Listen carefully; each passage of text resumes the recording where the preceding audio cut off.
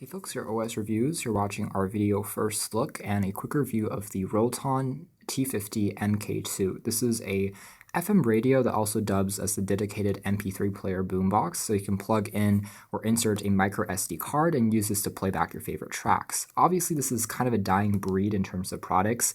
A lot of phones these days covers these features, but if you do want a dedicated radio that is fairly compact and stylish that you can take onto camping trips or onto vacation or use as a backup for emergencies in a car, it could be a good option to consider. This specific model sells for under $25 online, which is pretty inexpensive, features the traditional T9 style layout for entering numbers and selecting music and modes, and features a 1,500 mAh capacity battery, which is interchangeable.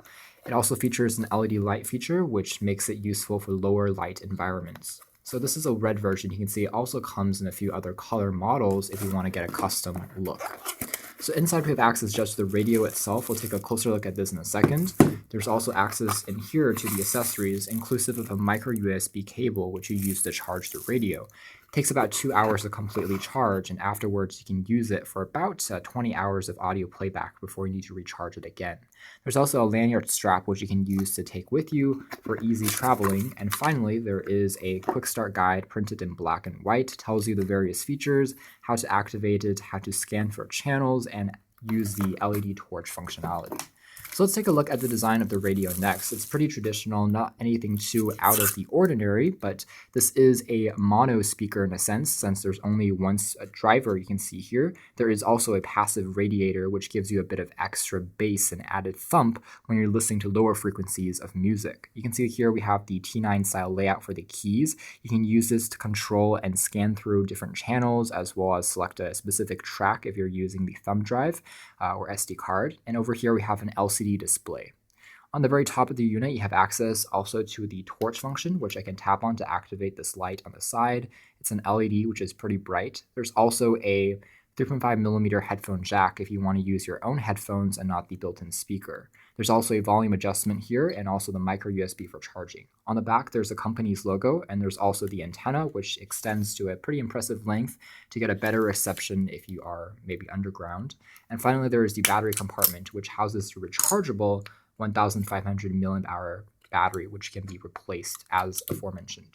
So let's do a quick power on, starting with the flashlight. Let's tap on this once. You can see it turns on automatically. It's very bright, good enough for reading some text as well. So it works pretty well as far as flashlights go. Certainly will do in an emergency. I can then turn it on or off, and that's basically it. So there's not anything really too fancy about this particular function.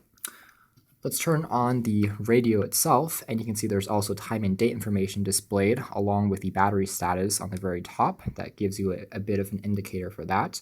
I can tap on these modes to scan through multiple settings, starting with FM radio to MP3 tracks maybe stored on my micro SD card, which is not included, but it supports up to 16 gigabytes.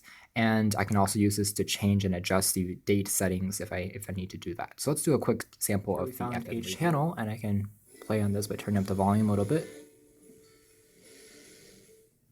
In terms of actually scanning through tracks, just tap on this key and hold down on it for a few seconds. You can see it automatically scans through.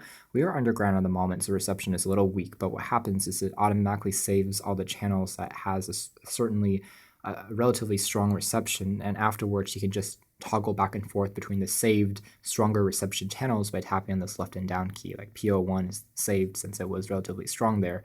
So next time I tap on these keys, it takes me through these, like PO1, and if I found any other channels, PO2, so on and so forth. So there's a bit of a memory feature built on here. The display is pretty bright. I can still see it under fairly dark environments, which is good. And so that's been our quick video first look, and we're not going to play too much radio tracks on here just for copyright reasons, but hopefully I gave you a brief impression of what the experience is like. The speaker here is pretty loud. It does get fairly clean sounding if you play back your own songs and music through the SD card reader on the bottom there. Radio tracks are decent. Signal strength is pretty good, fairly average, I would say. If you are relatively elevated and not too far below ground, then it's going to have a little bit of trouble finding strong signals. But overall, it does pretty good. You can check out more details in our official written review. But for now, this has been our video. Thanks for watching here at OS Reviews. This has been the Rolton portable FM mini radio, the 150 MK2.